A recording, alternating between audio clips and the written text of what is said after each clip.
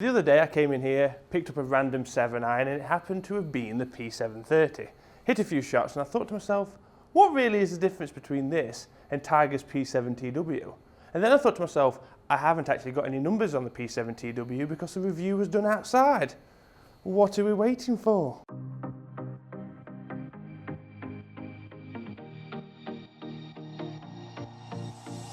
So as I said, a few months back we reviewed the P7TW Irons, which did get more than 10 views, which was fantastic.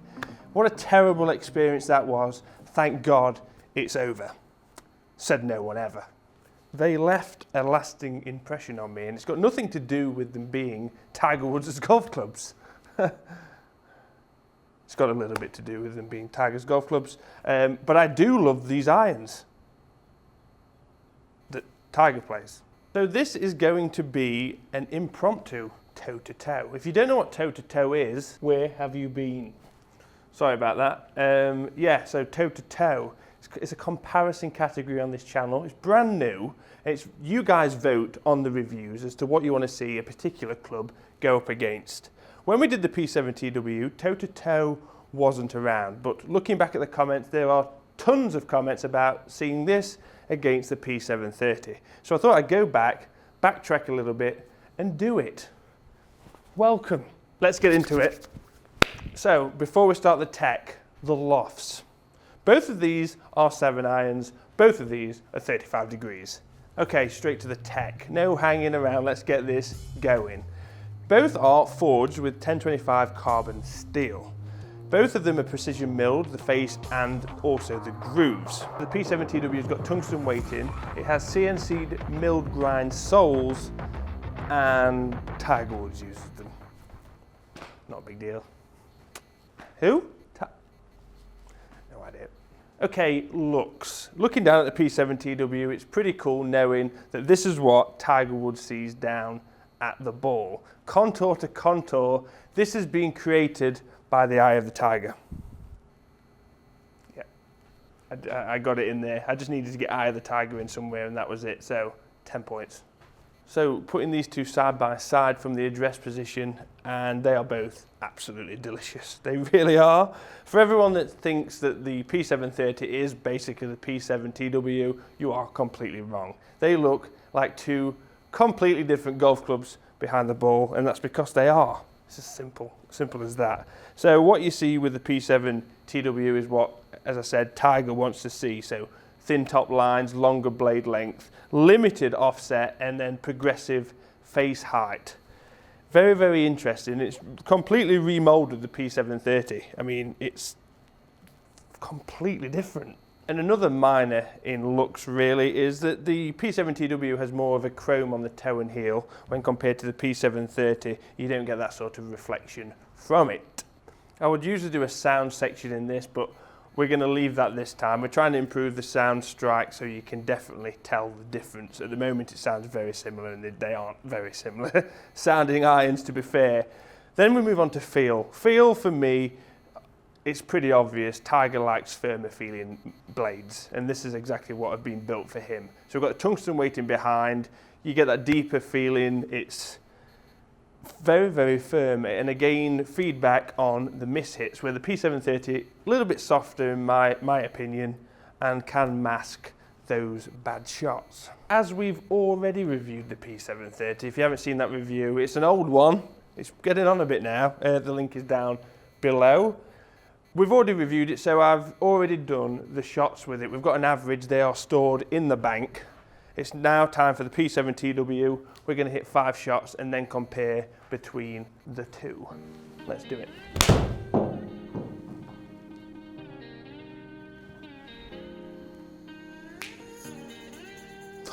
Needed the legs. Obviously, the main goal for this is to look good behind the ball. Tour-inspired design, everything very compact, but in terms of performance we need spin, it needs to be workable. One thing I've noticed is standard swing, it goes that distance. I hit this any harder, it will go the same distance.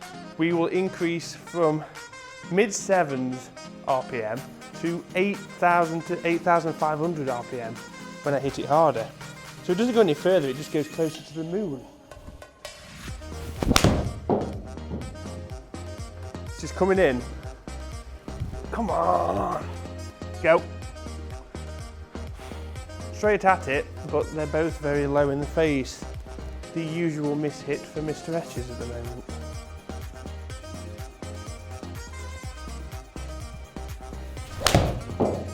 There we go. Get in. That's drawing. These irons suck. Lovely. That was nearly a Ohozel. That's got to grow some serious legs if it's going to get there. And it hasn't.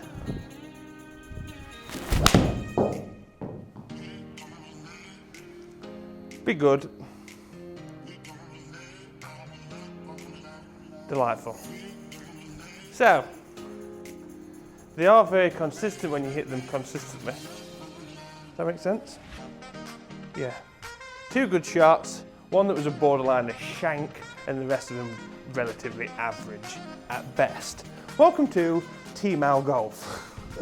Would I play this iron? Absolutely. Of course I would. Do I think I'm good enough for it?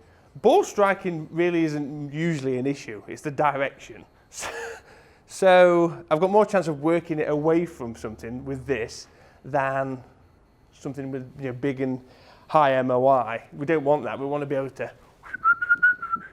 So that's why I would consider this iron. So for a bit of behind the scenes of how I actually do these reviews normally, I'll research the product, I'll get all the key bits of information, I'll have a hit, get my head around it, and then deliver.